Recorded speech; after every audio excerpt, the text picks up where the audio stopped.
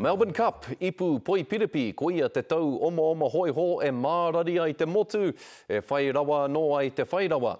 Ka are he rā peti nui atu i tēnei, nō reira, hea te tīwhiri e pēti hia i e koe te toa.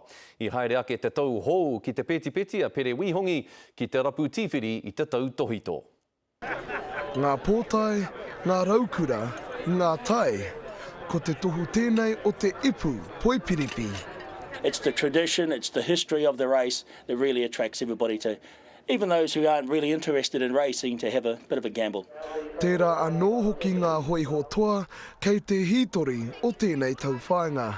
For the New Zealanders, it's because we've had a proud history in the race as well. We've had some wonderful races. Horses win this race and they become legions of the turf.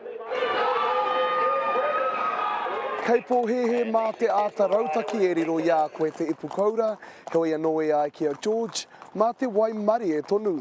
It's just the luck of the draw, really. If you like a name, if you like a jockey in particular, if you like the colours, if you like the type of horse that it is, all those sort of things, you've got as much chance of winning the Melbourne Cup doing that system as what the so-called experts have of putting in hours and hours of study. Winners are grinners. The best thing is to have a go, because if you're not in it, you can't win it. Have a bet and see how it goes in the Melbourne Cup.